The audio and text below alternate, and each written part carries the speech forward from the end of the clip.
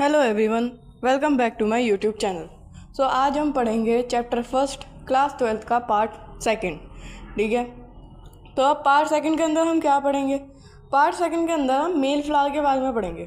ठीक है, अब इस मेल फ्लावर के अंदर हम क्या क्या देखेंगे? इस मेल फ्लावर के अंदर सबसे पहले देखेंगे स्टेमन, जो कि होता है मेल रिप्रोडक्टिव ऑर्गन। उसके बाद देखेंगे माइक्रोस्पोरेंजियम। माइक्रोस्पोरेंजियम एक्चुअली एक प्रोसेस होता है जिससे माइक्रोस्पोर्स बनते हैं। ठीक है, और उसके बाद हम पढ़ेंगे पोलन ग्रेन के बारे में। पोलन ग्रेन है क्या? पोलन ग्रेन है मेल गैमीट। तो figure 1.2a shows the two parts of a typical स्टेमन। ठीक है, तो फिगर 1.2a जो है हमारे, वो जो है एक टिपिकल स्टेमन के दो पार्ट्स दिखा रही है। ये वाली जो फिगर है हमारी, इस वाली फिगर पे आ जाओ। ये वाली फिगर जो है ये दो पार्ट्स दिखा रही है एक स्टेमन के। ठीक है, सही में आ गई बात? क्या क्या? The long and cylinder stock called filament and the terminal generally bilobe structure called anther. ठीक है, तो एक लॉन्ग सिलेंड्रिकल स्टॉक दिखा रही है।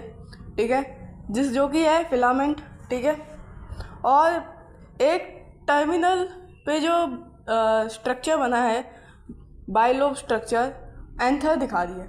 ठीक है, मतलब एंथर जो टर्मिनल पे है जो कि बाइलोब जैसा है। ठीक, ये देखो यहाँ पर ये वाली चीज़, ये सिलेंड्रिकल पार्ट हमारा सिलेंड्रिकल स्टॉक है। ठीक है, जिसे फिलामेंट बोला जाता है, और ये बाइलोब्ड एंथर है हमारा। ठीक है, अब इसे बाइलोब्ड क्यों कहा जाता है ये हम आगे पढ़ेंगे। सही में आई बात?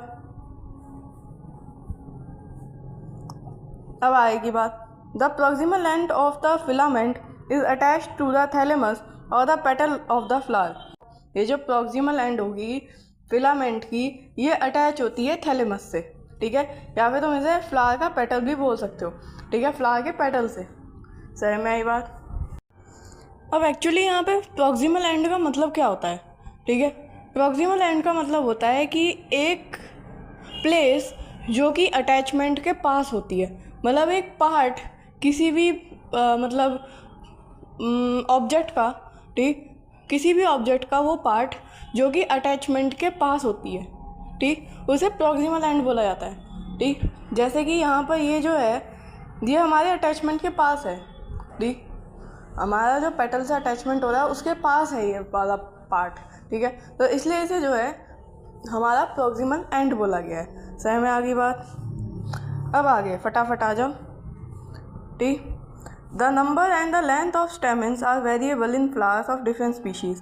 अब जो ये नंबर और लेंथ होते हैं ना स्टेमेंस की, ये वेरिएबल होता है, यानी कि एक जैसी नहीं होती हर फ्लावर के अंदर, अलग अलग होती हैं। ठीक, डिफरेंट स्पीशीज़ ऑफ फ्लावर के अंदर। ठीक है, if you were to collect a stamen from 10 flowers, each from different species, and arrange them on a slide, you would be able to appreciate the large variation in size seen in the nature. ठीक है, अब अगर तुम collect करते हो stamens, ठीक है, तुमने 10 फ्लावर्स ले लिए, ठीक, डिफरेंट स्पीशीज़ के, तुमने उनमें से स्टेमन्स इकट्ठा कर लिए। ठीक, तो तुम ये देख, और उसके बाद उसको तुमने जब स्लाइड के ऊपर अरेंज कर दिया तो तुम ये देख पाओगे कि कितना ज़्यादा वेरिएशन देखने को मिल जाए उनके साइज़ और शेप के अंदर। ठीक है, जो कि नेचर द्वारा आ रहा है। सही में आई बात? अब आगे जो ये केयरफुल ऑब्जर्वेशन वाला पैराग्राफ है, ठीक, मतलब कुछ लाइंस हैं, इसके अंदर वो यही कह रहा है, ठीक, कि अगर तुम हर एक स्टेमन को जो है माइक्रोस्कोप के अंदर रखोगे, ठीक, और उनका एक अच्छा सा डायग्राम बनाओगे, तो तुम उनके शेप और अटैचमेंट जो है एंथर्स के डिफरेंट फ्लावर्स के अंदर, उसको आराम से मतलब स्टडी कर पाओगे।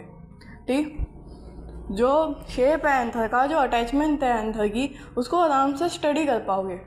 ठीक, अगर तुम डायग्राम बना के काम करोगे और उसको माइक्रोस्कोप के अंदर रख के काम करोगे तो। ठीक है, अब आगे की बात। ठीक है, अब आगे जो हमारे पास ये पैराग्राफ आने वाला है, अभी तक तो हमने स्टेमन के बारे में पढ़ा, ठीक, हल्का सा। ठीक, हमने स्टेमन के बारे में पढ़ लिया कि भैया वेरिएबल होते हैं साइज़ में, स्टेमन के दो पार्ट होते हैं, फिलामेंट और एंथर। ठीक है, ये सारी चीज़ें हमने पढ़ी। ठीक, अब हम पढ़ेंगे एंथर के बारे में। ठीक, कि एंथर क्या होता है, कैसा होता है। ठीक, अब शुरू करते हैं। A typical angiosperm anther is bilobed with each lobe having 2 theca. ठीक, दे आर डाइथेकस, जैसा कि फिगर 1.2b में हमें दिखाया जा रहा है। ठीक है, तो ये जो टिपिकल एंजियोस्पर्म एंथर होता है ना, वो बाइलोब्ड होता है। ठीक है, और हर एक लोब के पास 2 थैका होते हैं। ठीक है, अब लोब्ड क्या क्या मतलब होता है। ठीक, लोब्ड के लिए तुम यहाँ पर देखो कि एक लोब तो ये रहा तुम्हारा, ठीक, और एक लोब ये रहा, ये 2 लोब्ड हैं। ऐसे ही तुम यहाँ पर देखो, ये एक ही चीज़ है। ठीक, एक लोब ये रहा तुम्हारा और एक लोब ये रहा, और इसके अंदर ये हर एक लोब के अंदर 2 थैका पाए जाते हैं। ठीक, थैका मतलब एक थैका ये रहा, एक थैका ये रहा, एक थैका ये रहा, एक थैका ये रहा। ठीक, हर एक लोब के अंदर 2 थैकास पाए जाते हैं, ऐसा ये कह रहा है। सही में आ गई बात।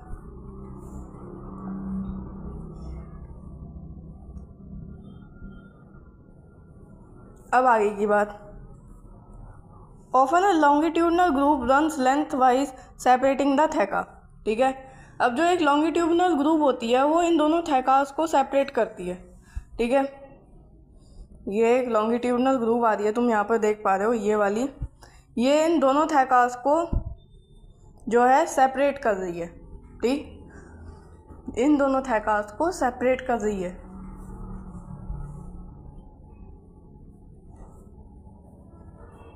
ठीक है, अब आगे, let us understand the various types of tissues and their organisation in transverse section of anther, जैसा कि फिगर 1.3a में हमें दिखाया जा रहा है। तो अब हम जो है डिफरेंट टाइप्स के टिश्यूज़ और उनकी ऑर्गेनाइजेशन के बारे में पढ़ेंगे, जो कि हमें ट्रांसफर सेक्शन, यानी कि जो कटिंग पार्ट होता है ना एंथर का, ठीक है, जो लैटिट्यूडनली कट किया गया होता है एंथर। लैटिट्यूडनली कट का मतलब है जैसे कि ये एंथर है तुम्हारा, ठीक, ये एंथर है, इसको ऐसे कट कर दिया। ठीक, ये होता है ट्रांसफर सेक्शन। ठीक, इसके अंदर जब तुम्हें देखने को मिलते हैं, जब तुम ऑब्जर्व करते हो, जैसा कि इन्होंने यहाँ पर ये लिख रखा है कि फिगर 1.3a में तुम देखो कि कैसे टिश्यूज़ दे रखे हैं, उनकी ऑर्गेनाइजेशन देखो। ठीक है, सो चलते हैं, ये हमारी फिगर 1.3a है, ये वाली। ठीक है, ये वाली जो है हमारी फिगर 1.3a है। ठीक, इसके अंदर हमें ट्रांसफर सेक्शन है, ये हमारे पास एंथर का। ठीक, इसके अंदर हमें टिश्यूज़ देखते हैं। ठीक है, तो ये जितने भी टिश्यूज़ हैं ना, ये epidermis, endothecium, sporogenous tissues, tapetum, ठीक, ये सब टिश्यूज़ हैं। ठीक, अब तुम बोलोगे टिश्यूज़ क्यों हैं, क्योंकि आगे तुम इनको वॉल्स पढ़ोगे। ठीक, आगे तुम्हारा जो टॉपिक आएगा उसके अंदर वॉल वर्ड यूज़ किया जाएगा इनके लिए, ठीक, इनके नाम के साथ। बट एक्चुअली ये वॉल्स तो हैं, लेकिन उसी के साथ साथ ये टिश्यूज़ भी हैं। सही में आई बात, ये टिश्यूज़ होते हैं। ठीक, और जिनमें से स्पोरोजिनस टिश्यू सबसे ज़्यादा इंपॉर्टेंट होता है। ठीक है, क्यों इंपॉर्टेंट होता है ये आगे तुम जानोगे। ठीक है, सो ये दिमाग में रखना आपने कि ये सारे टिश्यूज़ भी कहलाए जाते हैं। सो ये चीज़ अपने दिमाग में रखना कि ये सारे जो हैं टिश्यूज़ भी कहलाए जाते हैं। ऐसी बात नहीं है टिश्यूज़ नहीं कहलाए जाते। ठीक है, वॉल्स को भी मतलब टिश्यूज़ ही बोला जाता है यहाँ पर। ठीक है, इस केस के अंदर। अब आगे की बात, ठीक है, आगे क्या कहता है, the bilobe nature of an anther is very distinct in the transfer section of an anther. ठीक है, तो जो बाइलोब नेचर होता है ना एंथर का, वो बहुत ही ज़्यादा डिस्टिंक्ट, यानी कि बहुत ही ज़्यादा क्लियरली विजिबल होता है ट्रांसफर सेक्शन में एंथर के। ठीक, अब तुम खुद ही देख लो, ये यहाँ से कट किया हुआ है इन्होंने एंथर, ये वाली जो चीज़ है इन्होंने कट करी है। अब यहाँ पर तुम आराम से बाइलोब स्ट्रक्चर जो है, एक मिनट, हाँ, अब तुम यहाँ पर आराम से जो है बाइलोब स्ट्रक्चर जो है एंथर का देख पा रहे हो। ठीक है, एक लोब ये रही और एक लोब ये रही। ठीक, कंफ्यूज बिल्कुल मत होना, बच्चा यहाँ कंफ्यूज होता है कि लोब और थैका में क्या अंतर होता है। ठीक, लोब तो ये होती हैं तुम्हारी, ठीक, इस वाले में आ जाओ, तो लोब तुम्हारी ये होती हैं, ठीक, ये, ठीक, और थैका तुम्हारे ये होते हैं, ये जो गोल गोल से है ना, ये थैका हैं तुम्हारे। सही में आ गई बात।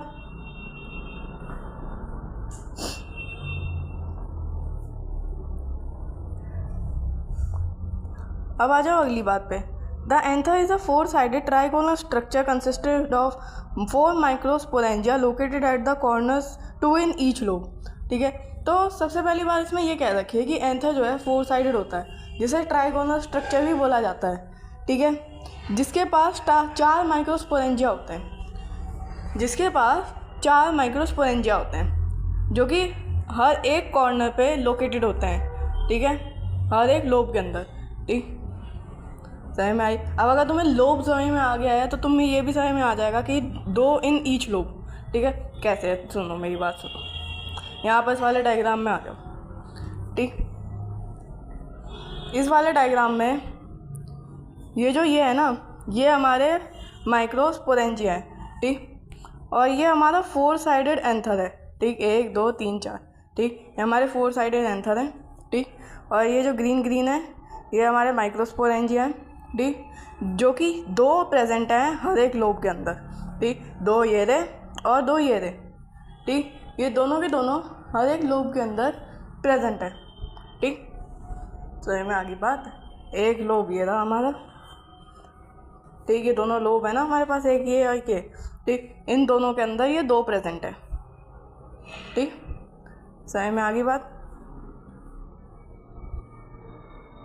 और कॉर्नर्स पे लोकेटेड है।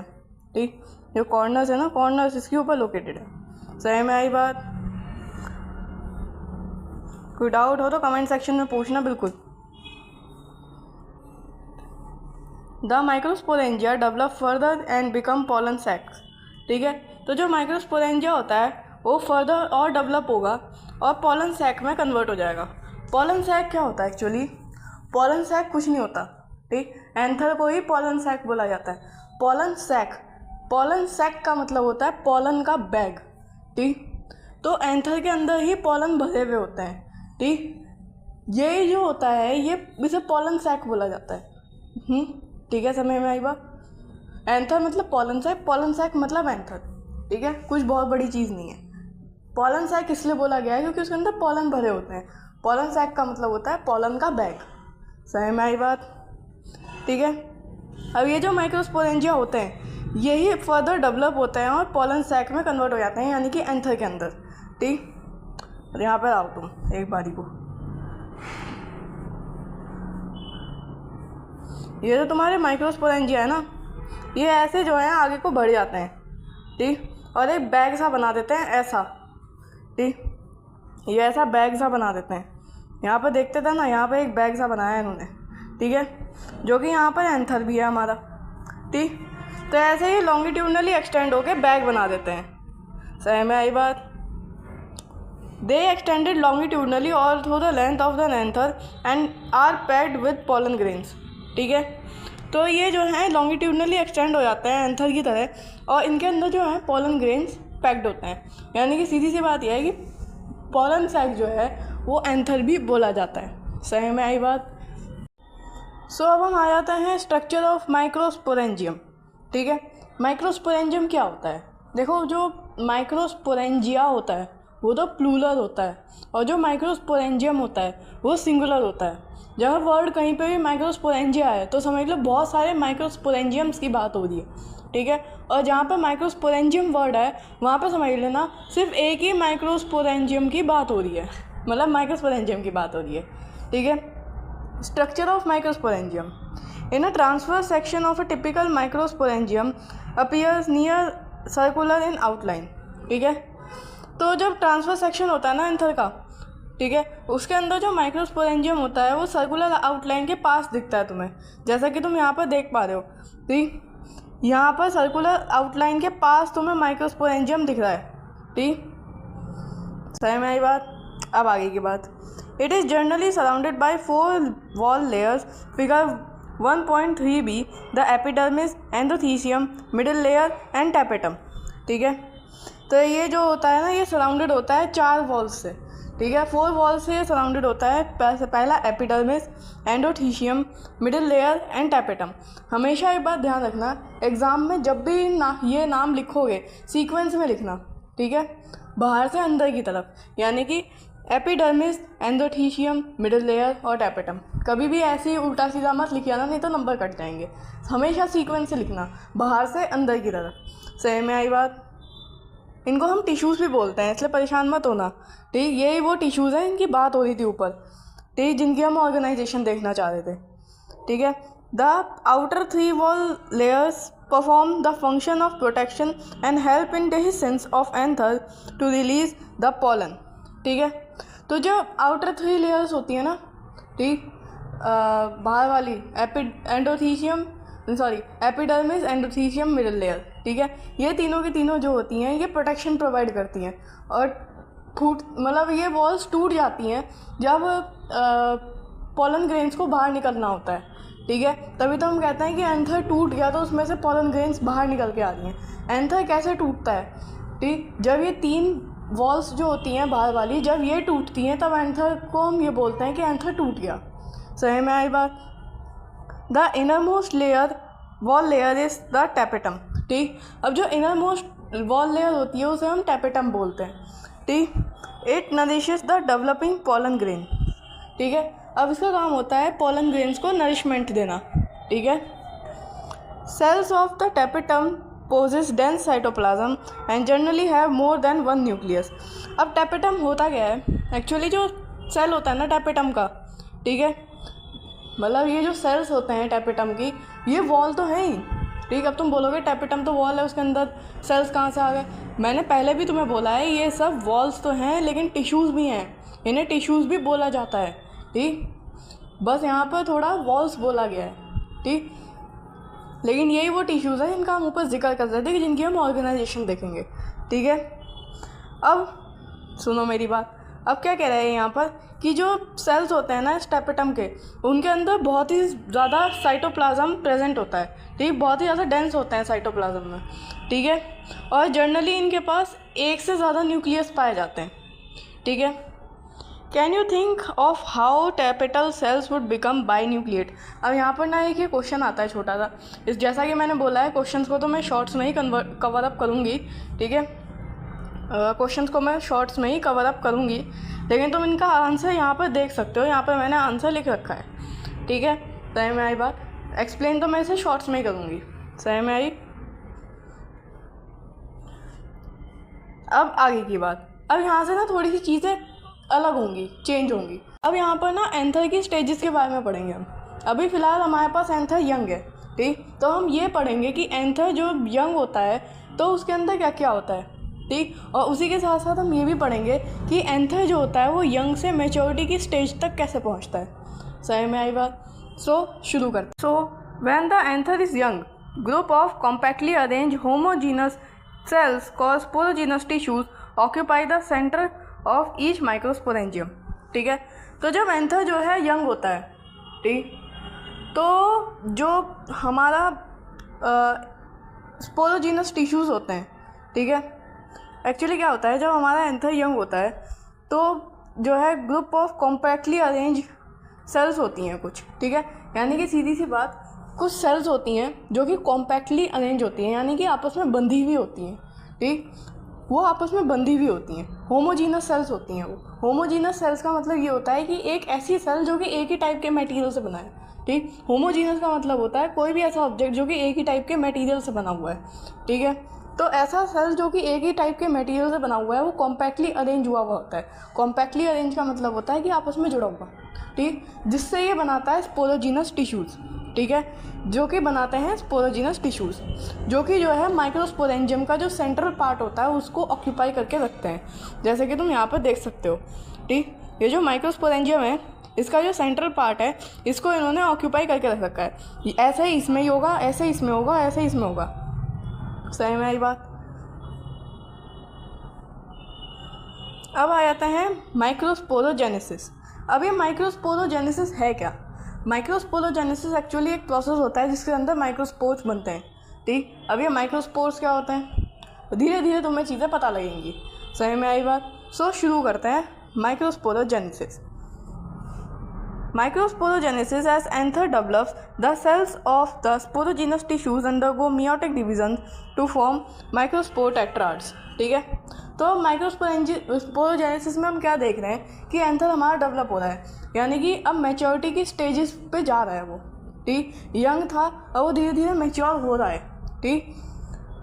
अब जो यंग से वो मैच्योरिटी की स्टेज तक जाएगा, इस बीच क्या होता है वो हम देखेंगे। तो वही हमें बता रहा है कि जब एंथर डेवलप हो रहा होता है तो ये जो सेल्स होते हैं ना स्पोरोजीनस टिश्यूज़ की, ये मियोटिक डिवीज़न करने लग जाती हैं। ठीक, तो मियोटिक डिवीज़न का मतलब होता है कि जब एक सेल जो होता है वो 2 डॉटर सेल्स में कन्वर्ट हो जाता है। सीधी सी बात यह है कि एक सेल जो है वो डिवाइड होगा और 2 बनाएगा अपने में से ही। ठीक, अब यहाँ पर जो है 4 माइक्रोस्पोर्स बना रहा है ये। ठीक, तो अब ये जो सेल्स होंगे टिश्यू माइक्रोस्पोर्स टिश्यू के अब ये जो सेल्स होंगे स्पोरोजीनस टिश्यूज़ के, ये जो हैं डिवाइड होंगे। ठीक, और बनाएंगे माइक्रोस्पोर टेट्राड्स। ठीक, अब ये माइक्रोस्पोर टेट्राड्स हैं क्या, कैसे बनते हैं? नॉर्मली ऐसे ही डिवीज़न हो गया ऐसे ही बन गए? नहीं। अब तुम्हें ये बात समझ में आएगी। तो यहाँ पे एक छोटा सा क्वेश्चन दे रखा है हमें कि what would be the ploidy of the cells of the tetrads. तो एन होती है। ठीक, एन प्लॉइडी होती है इनकी। सही में आई बात? जैसे कि अगर सेल मान लो हमारा 2n है, ठीक, तो वो डिवीज़न के बाद एन प्लॉइडी में आ जाएगा। ठीक, सो आगे की बात, आगे क्या कह रहा है ये? As each of the sporogenous tissue is capable of giving rise to the microspore tetrad. ठीक, अब वही ऊपर वाली बात ही इसके अंदर लिख रखी है कि हर एक स्पोरोजीनस टिश्यू का जो सेल होता है वो कैपेबल होता है माइक्रोस्पोर टेट्राड को बर्थ देने में। ठीक, यानी कि स्पोरोजीनस टिश्यूज़ में बहुत सारे सेल होंगे। ठीक, उनमें से हर एक सेल जो होगा वो माइक्रोस्पोर टेट्राड बनाएगा। ठीक है, each one is potential pollen और माइक्रोस्पोर मदर सेल। ठीक है, अब हर एक सेल जो होगा, ठीक, स्पोरोजीनस टिश्यूज़ के अंदर हमने ये बोला कि सेल होते हैं जो कि माइक्रोस्पोर टेट्राड बनाते हैं। अब ये सेल क्या होते हैं? ये सेल जो होते हैं ये पोटेंशियल पोलन कहलाए जाएंगे या फिर माइक्रोस्पोर मदर सेल्स कहलाए जाएंगे। सही में आई बात? यानी कि स्पोरोजीनस टिश्यूज़ के अंदर MMC प्रेजेंट होते हैं, माइक्रोस्पोर मदर सेल्स। ठीक है, the process of formation of microspores from pollen mother cell through meiosis is called microsporogenesis. अब यही चीज़ है यहाँ पर। ठीक, पोलन मदर सेल भी बोल सकते हो, माइक्रोस्पोर मदर सेल भी बोल सकते हो, पोटेंशियल पोलन भी बोल सकते हो, सारी बातें एक ही हैं। ठीक, तो इसी प्रोसेस को जिसके अंदर माइक्रोस्पोर्स बनते हैं, ठीक, इसी प्रोसेस को बोला जाता है माइक्रोस्पोरोजेनेसिस। ठीक, जब पोलन मदर सेल से या माइक्रोस्पोर मदर सेल से माइक्रोस्पोर्स बनते हैं, ठीक, उस प्रोसेस को बोला जाता है microsporogenesis. The microspores as they are formed are arranged in a cluster of 4 cells called microspore tetrad। ठीक, अब जो ये माइक्रोस्पोर्स होंगे ये आपस में क्लस्टर बनाएंगे। ठीक, यानी कि आपस में जुड़ेंगे जिसकी वजह से ये माइक्रोस्पोर टेट्राड बनेंगे। ठीक है, ऐसे बनता है माइक्रोस्पोर टेट्राड। ऊपर हमें शॉर्ट फॉर्म में बता दिया कि जो स्पोरोजीनस टिश्यूज़ जो होते हैं वो मियोटिक डिवीज़न करके जो है क्या कहते हैं माइक्रोस्पोर टेट्राड बनाते हैं। लेकिन ऐसा कैसे होता है, क्या होता है स्पोरोजीनस टिश्यूज़ के अंदर? स्पोरोजीनस टिश्यूज़ के अंदर सेल्स प्रेजेंट होते हैं जो कि माइक्रोस्पोर टेट्राड बनाते हैं। ठीक, कैसे बनाते हैं? वो सेल्स जो होते हैं वो माइक्रोस्पोर मदर सेल्स बोले जाते हैं। ठीक, जो कि मियोसिस करके माइक्रोस्पोर्स बनाते हैं और उसके बाद यही जो माइक्रोस्पोर्स होते हैं ये क्लस्टर में आते हैं, यानी कि आपस में जुड़ते हैं और उसके बाद बनाते हैं माइक्रोस्पोर टेट्राड। सही में आई बात? जैसा कि फिगर 1.3a के अंदर हमें देखने को मिल रहा है। 1.3a। ठीक, ये स्पोरोजीनस टिश्यूज़ है ना ये। अब आगे की बात, as the anther mature and dehydrated the microspores dissociate from each other and develop into pollen grains. ठीक, अब जैसे ही एंथर मैच्योर, अब हमारा फाइनली एंथर मैच्योर हो चुका है। ठीक, अब जैसे ही एंथर मैच्योर होता है और डिहाइड्रेटेड होता है, ये जो माइक्रोस्पोर्स होते हैं ये डिसोशिएट मतलब आपस में बिछड़ जाते हैं। अभी तो क्लस्टर में थे ये माइक्रोस्पोर्स। ठीक है, माइक्रोस्पोर टेट्राड कहला देते हैं। ठीक, अब ये जो माइक्रोस्पोर्स हैं ये आपस में बिछड़ जाएंगे। ठीक, और हर एक जो है वो पोलन ग्रेन में कन्वर्ट हो जाएगा। ठीक, अब हर एक जो है वो पोलन ग्रेन में कन्वर्ट हो जाएगा। ये चीज़ मैं तुम्हें प्रैक्टिकली करके दिखाऊंगी अपनी शॉर्ट वीडियोस के अंदर, ये कैसे माइक्रोस्पोर टेट्राड दिखते हैं और कैसे वो फिर बाद में डेवलप होते होते मैच्योर स्टेज में आते आते जो है आपस में अलग हो जाते हैं। सही में आई बात?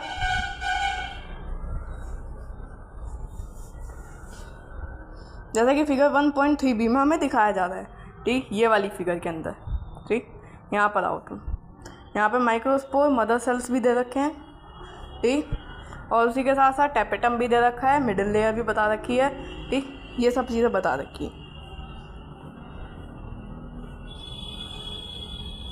Inside each microsporangium, several thousands of microspore or pollen grains are formed that are released with dehiscence of anther, जैसा कि फिगर 1.3c में हमें दिखाया जा रहा है, ठीक। तो एक माइक्रोस्पोरेंजियम के अंदर बहुत सारे माइक्रोस्पोर्स पाए जाते हैं, ठीक। सीधी सी बात है, हमने ये बात पढ़ी थी ना कि भैया माइक्रोस्पोरेंजियम के अंदर ही स्पोरोजीनस टिश्यूज़ पाए जाते हैं, और स्पोरोजीनस टिश्यूज़ के पास है माइक्रोस्पोर मदर सेल, ठीक है। और वही माइक्रोस्पोर मदर सेल्स जो है फिर वो पॉलन ग्रेन वगैरह बनाएंगी, ठीक है, माइक्रोस्पोर और पॉलन ग्रेन वगैरह, ठीक है। तो सीधी सी बात यह है कि एक माइक्रोस्पोरेंजियम के अंदर बहुत सारे माइक्रोस्पोर्स पाए जाते हैं, ठीक, या फिर पॉलन ग्रेन्स भी तुम जिन्हें कह सकते हो, ठीक। ये माइक्रोस्पोर जो डेवलप हुए हैं पॉलन ग्रेन में, इसलिए यहाँ पे और करके लिख रखा है इन्होंने, ठीक, जो कि बाद में रिलीज हो जाते हैं जैसे ही जो एंथर की वॉल है वो टूटती है। कौन कौन सी वॉल? एपिडर्मिस, एंडोथीशियम और मिडिल लेयर। जैसे ये तीनों टूटती हैं वैसे ही ये जो है बाहर निकल जाते हैं, जैसे कि फिगर 1.3c में हमें दिखा रखा है इस वाली फिगर के अंदर, ठीक। ये यहाँ से बाहर निकल रहे हैं, ठीक, एंथर यहाँ पे टूट गया है। के साथ हमारी क्लास 12th के फर्स्ट चैप्टर का सेकंड पार्ट ख़त्म होता है। अगर आपको मेरी वीडियो ज़रा सी भी पसंद आती है तो प्लीज़ चैनल को सब्सक्राइब कीजिए और वीडियो को लाइक कीजिए, और अपने क्वेश्चंस आप कमेंट सेक्शन में मुझे लिखकर बता सकते हैं। अब अगले पार्ट के अंदर हम पढ़ेंगे पॉलन ग्रेन के बारे में, जो कि इसके अंदर एक लास्ट टॉपिक रहता है, ठीक। हमने सेपल के स्टेमन के बारे में पढ़ा, फिर माइक्रोस्पोरेंजियम के बारे में पढ़ा, अब हम पॉलन ग्रेन के बारे में पढ़ेंगे, ठीक है। सो प्लीज़ अपने डाउट्स आप मुझे कमेंट सेक्शन में लिखिए, and I will see you guys in the next one. तब तक के लिए बाय बाय।